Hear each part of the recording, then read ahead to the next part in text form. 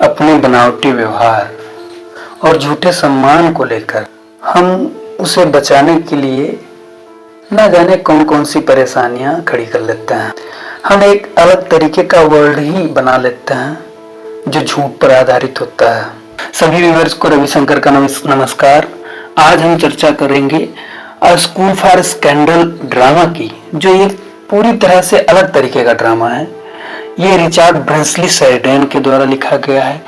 इसमें upper class के लोगों के बीच में जो झूठे मूठे सम्मान को लेकर के संघर्ष करना पड़ता है, उसको रिचर्ड ब्रिंसली शेरिडन ने उजागर किया है। तो शुरू करने से पहले हम इसके जो मेन कैरेक्टर्स हैं उनके बारे में जान लेते हैं। पहला जो मेन कैरेक्टर है वो है सर पीटर टीजल। यह एक अधेड़ धनी अविवाहित व्यक्ति है जो बाद में एक युवा आकर्षक स्त्री से विवाह कर लेता है। सर ओलिवर द्वारा भेजे गए धन को वह जोसेफ तथा चार्ल्स पर खर्च करता है। इसी प्रकार वह मारिया का भी संरक्षक है। दूसरा कैरेक्टर है सर बेंजामिन बैकबाइट का। वह एक ज्ञानी एवं कवि होने का दिखावा करता है। तीसरा कैरेक्टर दिया गया है जोसेफ सरफेस का। वह एक पाखंडी युवक है जिसने सज्जन होने की ख्याति प्राप्त कर ली है, जबकि उसका भाई अपनी बुरी आदतों के लिए बदनाम है। वह मारिया से विवाह करना चाहता है क्योंकि उसकी निगाह मारिया के दहेज पर है। चार्ल्स सरफेस, वह मारिया से प्रेम करता है तथा जोसेफ सरफेस का भाई है। नेक्स्ट जो कैरेक्टर है लेडी स्नीयरवेल का, ये एक मेन कैरेक्टर है और हम कह सकते हैं कि ये विलन का काम करता है। वह एक धनी व्यापारी की विधवा है। वह दूसरों की बदनामी करने में रुचि लेती है। वह चार्ल्स से विवाह करना चाहती है। मारिया, वह सर पीटर टीजल के संरक्षण में है। वह जोसेफ की वास्तविकता जानती है और उसकी प्रशंसा पर ध्यान नहीं देती। सर ओलिवर सरफेस, वह जोसेफ तथा चार्ल्स का चाचा एवं संरक्षक है। वह अचानक भारत से आता है। उसे अपने भतीजों के विषय में विरोधाभासी समाचार मिलते हैं। उनकी वास्तविकता जानने के लिए वह अपने आगमन को गुप्त रखता है। यह एक अधेड़ धनी अविवाहित सर पीटर टीजल की कहानी है। वह एक युवा सुंदर ग्रामीण लड़की से विवाह कर लेता है जो एक स्क्वायर की बेटी है। सर टीजल फैशनेबल समाज का सदस्य है। लेडी टीजल भी उसी का एक हिस्सा बन जाती हैं। यह समाज मुख्य रूप से आलोचनात्मक अफवाहें फैलाने का कार्य करता है। चाहे कोई कितना भी पवित्र हो, वह इन लोगों की आलोचना से नहीं बच सकता। इन चुगलीखोर सदस्यों के समूह की नायिका लेडी स्नीयरवेल है। इस समय लेडी स्नीयरवेल प्रयासरत है कि चार्ल्स सरफेस तथा मारिया के प्रेम संबंध में दरार पड़ जाए। सर पीटर टीजल मारिया के संरक्षक हैं। लेडी स्नीयरवेल की सहायता स्नेक नाम का जालसाज करता है। वह झूठ बोलता है और झूठे पत्र भी तैयार करता है। लेडी स्नीयरवेल चाहती है कि चार्ल्स मारिया के स्थान पर उससे प्रेम करे। इसी स्वार्थ के कारण उसने चार्ल्स के भाई जोसेफ के साथ समझौता किया है। जोसेफ एक पाखंडी युवक है जिसने समाज में एक सज्जन व्यक्ति के रूप में ख्याति प्राप्त कर ली है, जबकि उसका भाई चार्ल्स बुरी आदतों के लिए बदनाम है। जोसेफ मारिया से इसलिए विवाह करना चाहता है कि वह मारिया की संपत्ति का स्वामी बन सके। सर पीटर भी जोसेफ के पक्षधर हैं क्योंकि जोसेफ को वह एक सज्जन व्यक्ति के रूप में जानते हैं, किंतु मारिया जोसेफ की वास्तविकता जानती है। वह इस बात को महत्व नहीं देती है कि उसके संरक्षक सर पीटर जोसेफ की प्रशंसा करते हैं। इसी बीच में सर ओलिवर सरफेस अचानक ऑस्ट्रेलिया से आ जाते हैं। उन्हें अपने दोनों भतीजों चार्ल्स तथा जोसेफ के विषय में अंतर्विरोधी समाचार मिलते हैं। उन्हें चिंता होती है कि क्योंकि ये दोनों भतीजे उनकी संपत्ति के उत्तराधिकारी हैं। सर पीटर को पता चलता है कि चार्ल्स उनकी पत्नी अर्थात लेडी टीजल से घनिष्ठता बढ़ा रहा है। सर पीटर को बहुत दुख होता है और वह इस बात की चर्चा जोसेफ से करना चाहते हैं। इसके लिए वह जोसेफ के घर जाते हैं, किंतु वहां पर लेडी टीजल जोसेफ के साथ रंगरलियां मना रही है। सर पीटर को देखकर वह एक पर्दे के पीछे छिप जाती है। तभी अचानक चार्ल्स वहां आ जाता है और उससे बचने के लिए सर पीटर एक कमरे में छिप जाते हैं। चार्ल्स पर्दे के पीछे से लेडी टीजल को उजागर करता है। सर पीटर कमरे से निकल कर आते हैं और जोसेफ के विषय में उनकी धारणा बदल जाती है। लेडी टीजल अपने आप को सर पीटर की दया पर छोड़ देती है। वह स्पष्ट रूप से स्वीकार करती है कि वह जोसेफ के साथ प्रेम संबंध का प्रयास कर रही थी, क्योंकि उच्च वर्ग के समाज में यह कार्य प्रतिष्ठापूर्ण माना जाता है, किंतु वास्तव में वह अपने पति के प्रति वफादार है। सर ओलिवर जालसाज स्नेक की असलियत उजागर कर देते हैं। स्नेक अपनी गलती स्वीकार कर लेता है। चार्ल्स तथा मारिया के मिलन में कोई रुकावट नहीं रहती। सर पीटर भी इस संबंध के लिए अनुमति दे देते हैं। तो शुरू करते हैं a school for scandal, written by Richard Brinsley Sheridan. Scandal means होता है घोटाला। दृश्य का प्रारंभ हम इसको पार्ट्स में कवर करेंगे। फर्स्ट पार्ट जो है, दृश्य का प्रारंभ लेडी स्नीयरवेल के निजी कक्ष में होता है। वह इस समय प्रसाधन कक्ष में है।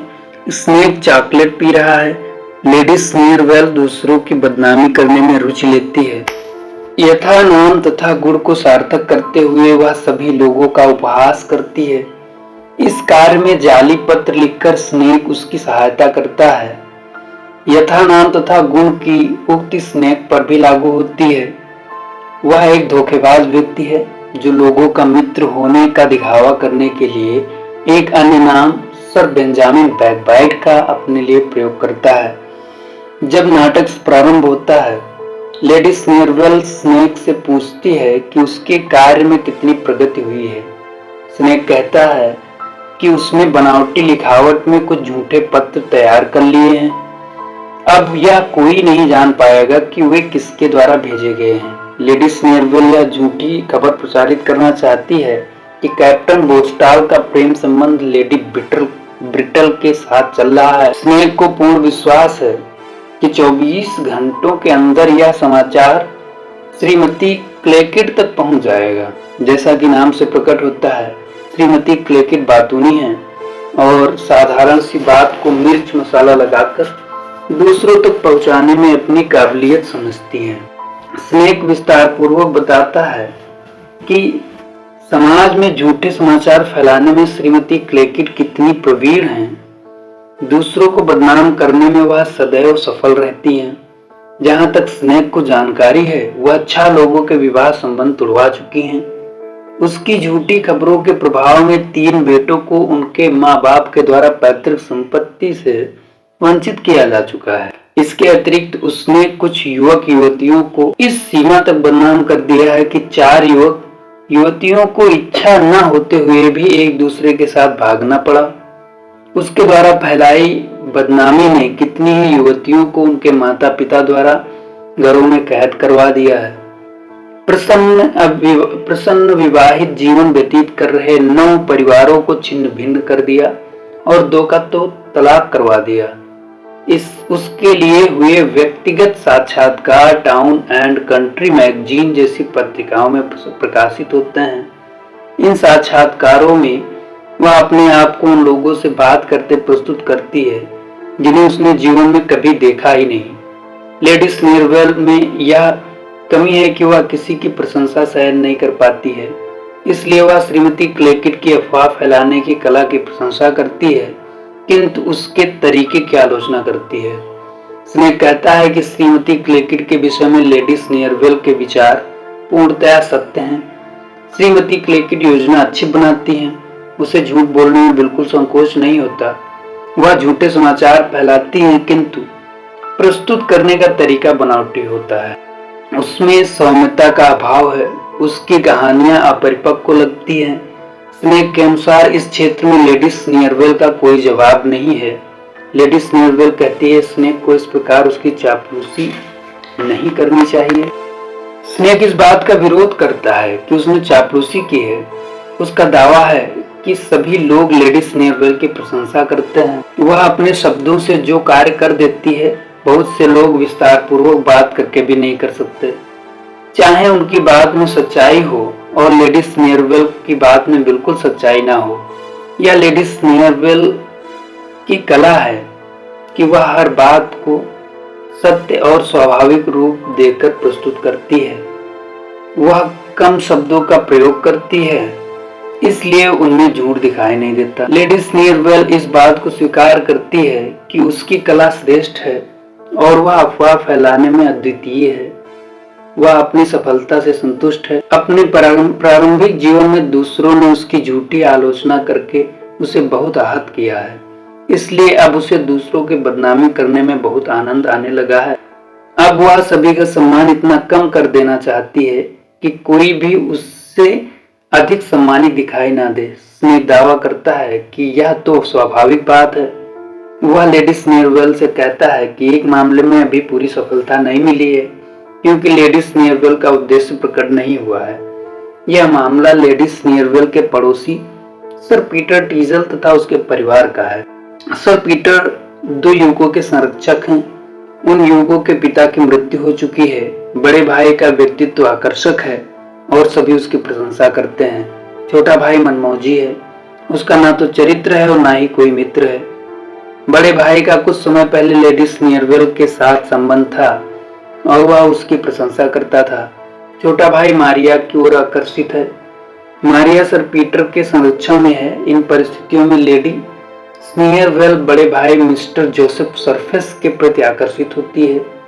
अब उसे चार्ल्स तथा मारिया के संबंधों में कोई रुकावट उत्पन्न नहीं करनी चाहिए, लेकिन लेडी स्नीरवेल दावा करती है कि उसे जोसेफ से प्रेम नहीं है और जोसेफ को मारिया से प्रेम नहीं है।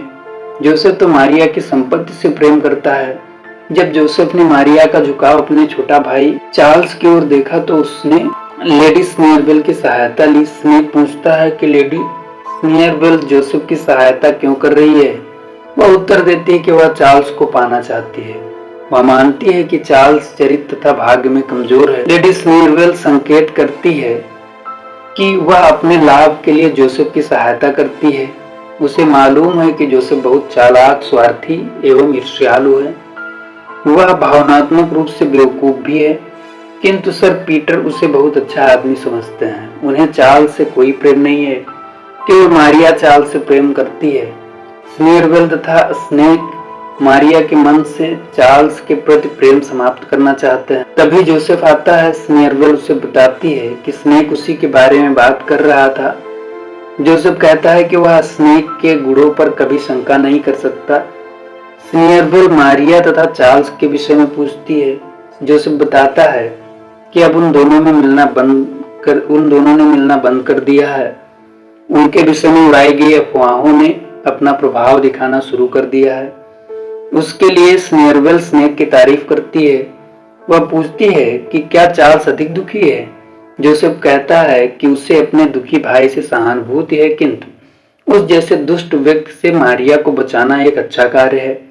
अन्य को आते देखकर स्नेक चला जाता है। जोसेफ स्नीरवेल को बताता है कि चार्ल्स तथा राउले एक दूसरे से बहुत मिलते हैं। स्नीरवेल पूछती है कि क्या चार्ल्स धोखा दे सकता है। जोसेफ कहता है चार्ल्स में इतनी बुद्धि नहीं है। मारिया आती है और बेंजामिन के विरुद्ध बोलती है, किंतु स्नीरवेल बेंजामिन का पक्ष लेती है।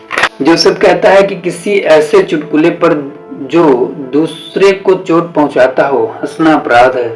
स्नीरवेल कहती है कि बुद्धि तो दूसरों को चोट पहुंचाने में ही प्रकट होती है। दूसरों की कमजोरी का उपहास करने से विवेक उजागर होता है। जब किसी की कमजोरी पर चोट होती है तो वह आहत होता है।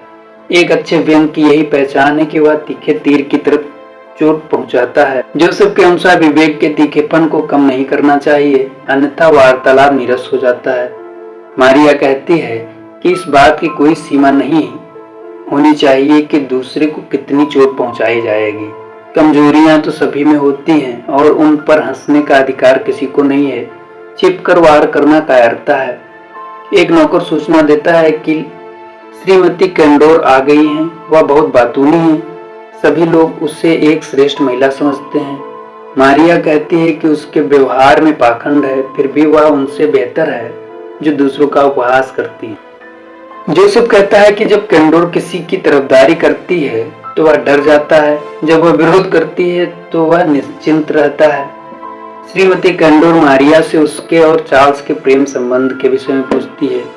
वह सर पीटर तथा उनकी पत्नी का भी हालचाल जानना चाहती है। कैंडोर बिना रुके दूसरों की बदनामी की चर्चा करती चली जाती है।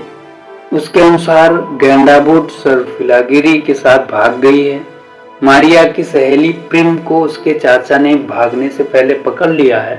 मारिया इस प्रकार की अफवाहों में कोई रुचि नहीं लेती। सर बेंजामिन के साथ मिस्टर कैबट्री आते हैं। सर बेंजामिन को बहुत बुद्धिमान एवं कवि बताकर प्रस्तुत किया जाता है। स्नीयरवेल को आश्चर्य होता है कि इतने महान कवि की कोई रचना नहीं छपी है। सर बेंजामिन का दावा है कि कविताओं का छपवाना छिछोरापन है। इससे श्रेष्ठ साहित्य तुच्छ लोगों के हाथ में चला जाता है। इसके अतिरिक्त उसकी रचनाएं कुछ विशेष लोगों पर व्यंग करती हैं। सभी लोग उनमें रुचि नहीं ले सकते। उसने मारिया पर भी कुछ गीत लिखे हैं। कैबट्री दावा करता है कि जिस प्रकार पेट्रार्क ने अपने गीतों से लौरा को अमर कर दिया था, उसी प्रकार बेंजामिन मारिया को अमर बना देगा। बेंजामिन को विश्वास है कि मारिया उसके गीत पसंद करेगी। वह उसे सुंदर कागजों पर आकर्षक रूप में लिखा देखेगी। कैबट्री सूचना देता है कि नाइस्ली अपने नौकर के साथ शादी करने वाली है। श्रीमती कैंडोर यह कहकर इस सूचना का विरोध करती है कि नाइस्ली एक समझदार लड़की है। बेंजामिन इस आधार पर नाइस्ली का विरोध करता है कि वह लड़की किसी से भी बोलना पसंद नहीं करती। इसका कोई कारण होना चाहिए।